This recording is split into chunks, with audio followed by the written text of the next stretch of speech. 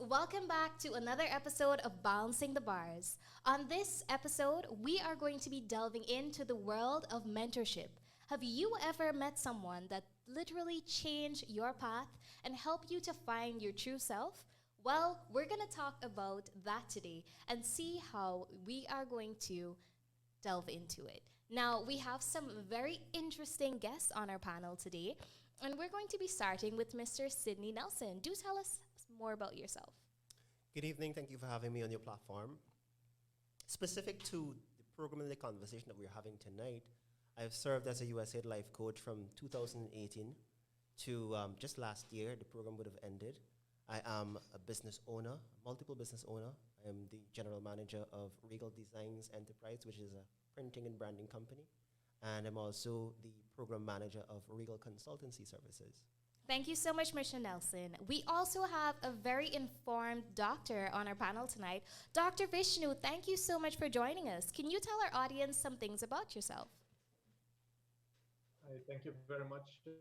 I'm not a medical doctor. I'm a doctor in management. I do specialize in entrepreneurship. And for the past 20 years, I've been working with many individuals and organizations to really enhance their performance. Thank you so much, Dr. Vishnu. And we have Miss Elsie Harry. Can you tell us more about yourself? Sure, thank you for having me. Hi, everyone. I am a community development practitioner. My specialization is in urban and rural planning and also international relations. And basically, I focus on helping communities to make a plan for their development. So I consider that mentorship as well, but I also mentor young adults. I am a poet, and so I'm very interested in the arts, in politics, and all things fun, basically. So it seems as though the common thread that weaves us all together on this episode is people. We all have to talk to people and also have been influenced, I'm pretty sure, by some really standing figures. So Elsie, can you tell me off the bat, do you have a mentor, and what did that person do for you? I have several mentors, not because I have lots of problems, I don't, but just because depending on what stage you're in your life, I feel like you need different people to give you specific advice. So I have a mentor that gives me life advice, I have a mentor that gives me career advice, and I have a mentor that I vent to. Yes, so these different people, I've met them at different stages in my life, but they've been sounding boards for things that I wanted to do. For example, when I wanted to do my master's, I was very confused about the area that I wanted to study. And so I talked it over with my mentor, and he was like, okay, yes, we know that you're good at certain things, but what's going to be useful? What will make you employable? Where can you add value? And these are conversations that I couldn't have by myself. And so having that mentor to talk me through that really made a huge difference. And that's how I ended up in the area of urban and rural planning, and I don't regret that at all. So naturally, there are levels to mentorship. And Dr. Vishnu, can you tell me about a pivotal role that you've played as a mentor? I'm pretty sure during your studies and just being a human and living up to a point where you have doctor in front of your name, there is someone that you managed to impart knowledge upon. Can you tell me how you managed to step into that role? I feel as though people think that mentors have to be Buddhas and perfect people, but can you let us know how it was for you? Yeah, well, I think area number one we always need to consider is that there's no perfect human being. And when we're seeking a mentor, it's always important that we identify first what we need to get much better at or what we want to get much better at. And then identify someone who is ahead in that field. And it could be education-wise, it could be career-wise, it could be in relationships with other people. And once you've identified that portion, it is then up to us to reach out to that portion, indicate to them what that specific area really is, and identify to them that we would like to be mentored. And I have found that a half an hour of mentoring, an hour of mentoring could almost give you 2 to 3 weeks worth of homework. So be careful about really getting into a situation where you get too much and you can get overwhelmed as well. But I was mentored from a very young age, always very inquisitive, always wanting to learn more. And it has really accelerated my growth significantly. And today I do mentor many people who mainly come to me because of business and leadership expertise that they want to be able to access. And it is important that they're clear on the gaps. They don't know what they don't know, but good mentees have a sense that there is so much more out there that they want to be exposed to. And when they're sitting with someone, it allows the mentor to then uh, think about their experience, think about their expertise, and provide them with as best as guidance as they can provide them at that point in time. Yeah, Dr. Vishnu, kudos to you for passing that baton of knowledge on, because it is true that as much as you teach someone, you learn a lot more. Even if it's not about the subject at hand, it's about yourself. Because I think there's this old saying that says, if you really want to test your knowledge on something, try explaining it to a 5-year-old who has no idea what you're talking about. And that is the way that you really comprehend. And I feel as though it's like when you're reading a book or even watching a movie, there's something that you miss. And if you go it over one more time, you kind of understand it from a level deeper. Sydney, in your experiences with business, especially knowing that you're now taking on some employees, how did you find you indirectly mentor? And it's not a conscious decision, but you find that there are times where you know something, and without making the other person feel less, you teach them and you know relay that information. Have you found yourself in positions like that? Yes and no. Specifically to my team, actually, no, because my team, they come to the fore with so much experience, so much knowledge. But you said something that I really wanted to develop. You said, like, even when you go back to a book, you realize that what you take away is different. The same is true for a mentorship relationship with the mentor and the mentee, because a lot of times what we take away from a passage or an experience, it has a lot to do with our own development. What I might take away might be significantly different from what someone else would take away who has journeyed and who've had certain experiences. So I think that is very important to take away as well. That's So true. even in my space, while my team is very competent, if maybe somebody else comes in at a later stage, they might have an understanding of certain processes, but we're able to show them, while you already know this, this is what you could consider to improve and to do what it is that we want to do at the end goal, which is to provide superior services to our customers and our clients.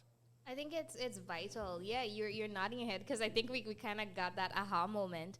I hope that you did too, Dr. Vishnu, because you meet people and they don't see the same things that you see. We can be staring at the exact wrong ball and we don't perceive it the same. Yeah, we know it's a ball, but we have different connections when it comes to that, you know. And in the community, for the work you've been doing for over the past couple of years, do you find that even though you're trying to teach a concept, let's say it's honesty, because of the upbringings of different people, the children or even maybe your workmates, they take it from a different perspective, and do you find that difficult? Well, no, actually, because my philosophy is not to go in as a teacher, as the person with all the knowledge. I view them as experts in their own spaces, and I'm a guest in that space. So I go in with the thought that mentorship is a two-way street.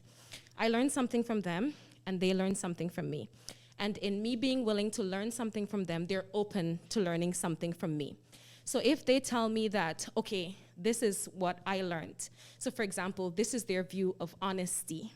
And maybe it's not my view of honesty, or I think it's an absence of honesty altogether. Then I don't discount what they know. I try to build on that, and I try to show them that, okay, that's your perspective, and it's valid, and here's my perspective that is also valid for me. So some people view mentorship as this high science, where there's a guru, or this person that has achieved this whole standard of being perfect, being exceptional, having it all together, but it's not so. It's a relationship at the basic level where you have to understand that person to be able to give them advice and for them to be able to be open to sharing things with you. And so that's why it hasn't been much of an issue for me to do this type of work because that's my approach to That it. is such a practical way to look at it. And I think that when you put that out on the table right away, the myth of it being stush or even difficult to have a mentor, it kind of just melts away. But Dr. Vishnu, do you find that stushness that I just talked about, or the rigid nature of mentorship, the way we perceive it in Guyana, because I don't know about you guys, but do you hear a lot of people saying, oh, well, I have mentors and whatnot, like outright? Dr. Vishnu, do you find that there's a way forward from that, especially linking children who are now starting their careers or young adults and someone like you who would have kind of already gone through that path and you're standing now, you still have things you want to achieve, but you've achieved so much. How do you link those two minds? And do you find that it's difficult for you and observing your surroundings? Right. For any population, there's a fantastic book by Carol Dweck on the growth mindset. And for any population, you will have a large percentage, and in her studies, it's anywhere between 80 to 90% of people with a fixed mindset Yeah. who believe that what they already know is gospel and that's what they're going to live their life by. And then you have about 10 to 20% of the people who are a growth mindset, who know that there's a lot more out there that they can benefit from that they do not know as yet. And it's always important to also understand the three aspects of working with people, because there's almost no situation where we're doing purely mentorship or purely coaching.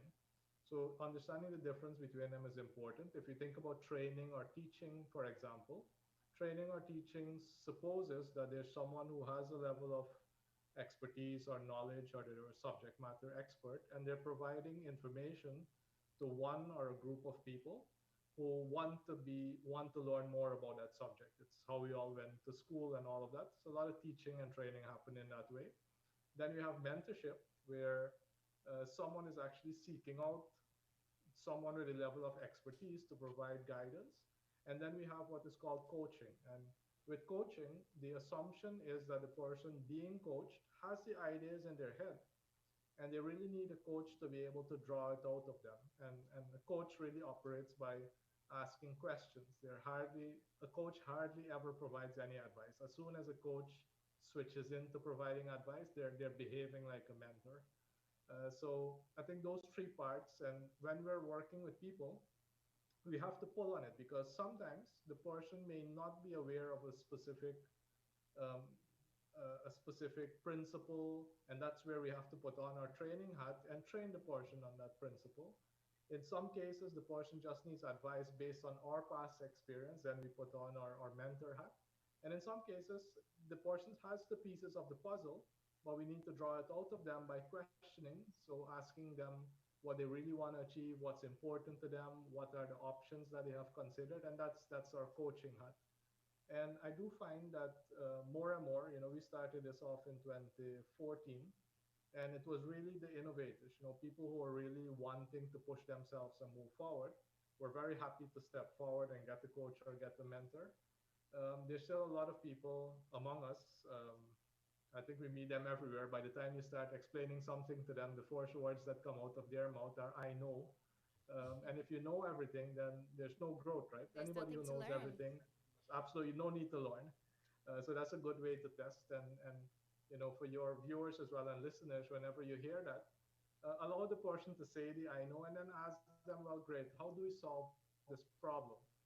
Because what happens in 80% of the cases, they stop immediately and they don't continue to put that barrier up, because they can't answer that question of, well, how do we solve this? In 20% of the cases, you may actually be educated by them on why they say that they know and what they would propose to actually do. So it's a really wonderful field to work with people and help them develop.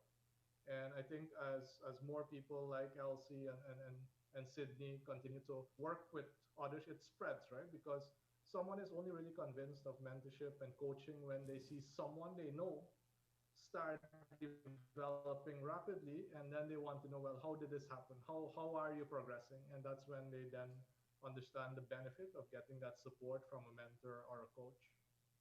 All right, thank you so much, Doctor, for that. Now, we're going to take a really short break, and when we get back, we'll be talking about some practical ways that even you can become a mentor in your community.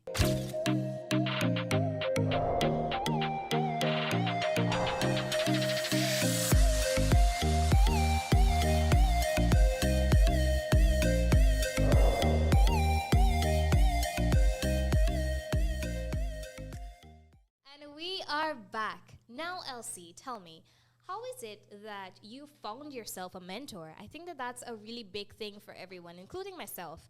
I'm looking for one, and I'm pretty sure our viewers are at a point of their lives, given that Guyana is a youthful population, where you're probably now starting University of Guyana, or if you're studying elsewhere, and you don't know what to do. Can you tell me how you found yours, and also, how is it that you became a mentor? Okay, so I'll give you two scenarios because two of my mentors, I found them in two different ways. So for the first mentor, he was observing me and my work, and we had shared interests. So he came to meet me, and we got to talking, and I found that he had a keen interest in my development, in what I wanted to do, what I wanted to become, and he would offer me advice. So without me even knowing, he became my mentor. And so I would check in with him, and he would always, he would be thinking very intently about what I'd be doing with my life, and he'd make notes. So when I call him, he's like, oh, I was thinking about you, and I was thinking about this thing that you're doing, and here's what I suggest without me even asking. A genuine interest. Yes. So sometimes there are people who take a genuine interest in your life, and people don't think about the fact that, hey, this person is actually a mentor, because that's what they're offering you, mentorship. So for some people, you may already have a mentor, but you just haven't recognized that that person is offering you mentorship. And then for persons who want to take the step to actively seek out a mentor, I would suggest starting with people who you feel like have shared values. If you see somebody who you think has the same kind of alignment as you, because you don't want to get into a fight with your mentor. Well, you will bump heads at some time, but you don't want it to be somebody who is so different from what you want to do with your life, you can't find a common ground. So if you start with values, someone that aligns with your values, someone that has shared interests, that is a good way to start. And then you can think about, okay, what do you think you need from this mentor?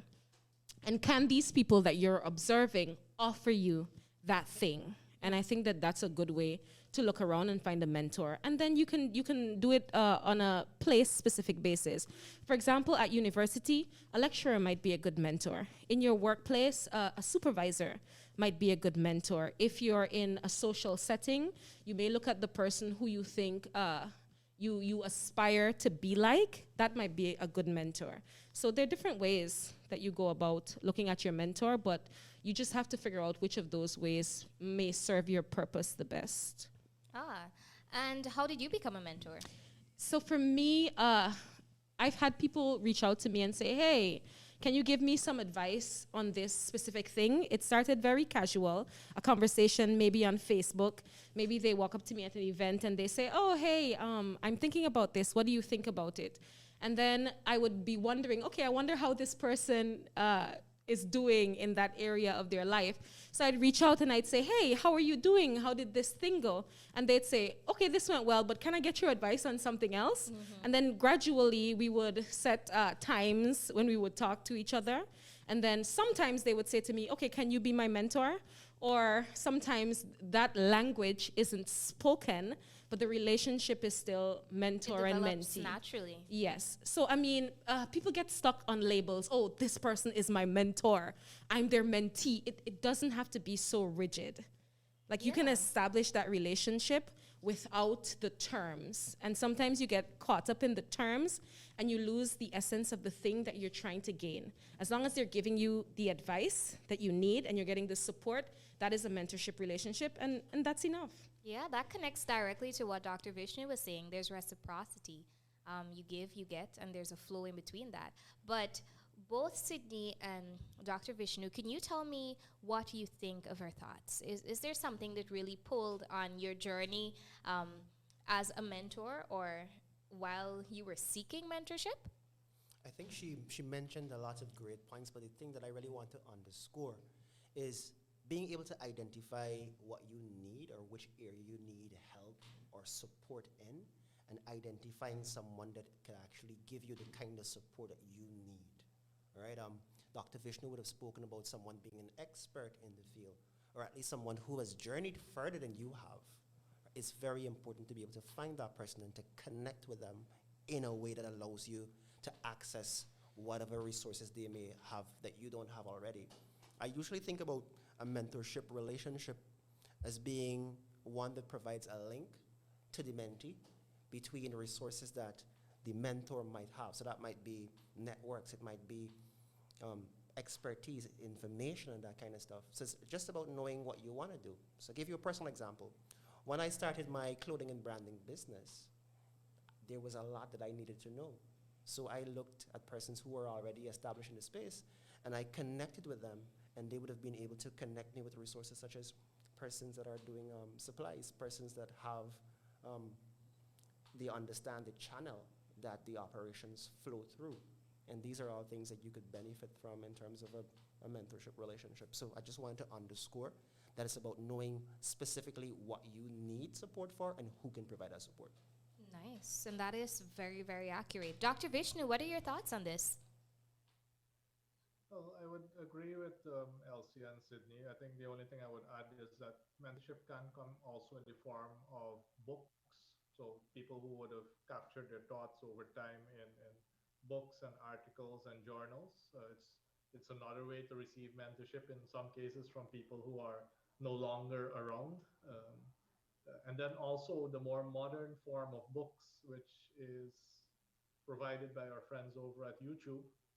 You know, nowadays, if we want to know something, we can very quickly go to Google, we can go to YouTube. So to some extent, it really allows us as well a very wide range of mentorship, right? Because we can learn things there that we did not know before. But again, there is a big difference between getting that information and actually having someone paying 100% attention to your needs and giving you curated content that you can then use in your own situation, in your own life. But there are different ways, and I think that we need to experiment. Don't look for, there's no magic bullet. It's a combination of a lot of tasks, a lot of activities that get you the results. So if you can, and sometimes you have to have multiple mentors as well on the same subject, so you get multiple viewpoints that you can then build a picture and decide what you would like to do moving forward. That is very, very true. I think it's a mixture of things, and if you need that specific elixir, you have to know how to fuse your own thoughts and your inner work with things that you may read and people that have really impactful knowledge to share with you. And I think it's that mix that really gives you what you need to push forward. And you're right to say that, Dr. Vishnu, there is no one quick fix. And despite all of that, I feel as though every human being, without a mentor, with a mentor, you feel lost at some point. And that's okay. It's an aspect of being human, and it's a part of our journey, because it's in those kind of cloudy moments that you really have to take into account your life up to the point, and you somehow find your own answers. They may not be the best one, but you find a way to forge forward, because that's what we're meant to do. We're meant to push forward and survive. I am really appreciative of the gem drops you guys gave today, and I know that this is a very important topic because people feel alien, and especially Guyanese youth. From working with children over the past 5 years, I have learned as much as I've taught, and 500 plus children later, I can tell you, there's still so much more that we can do and so much more that we can learn. I don't think that I've ever met somebody that has it all together, and that's a good thing.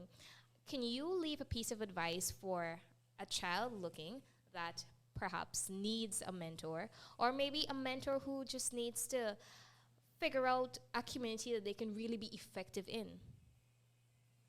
Oh, me first. Okay. Yes. So in terms of advice for somebody who is looking for a mentor, it takes time. It doesn't happen overnight. If you're not finding one easily, I'd say just look around your social spaces. Facebook, for example. I met my second mentor on Facebook, interestingly. Yeah. I realized that, we had a lot of shared interests.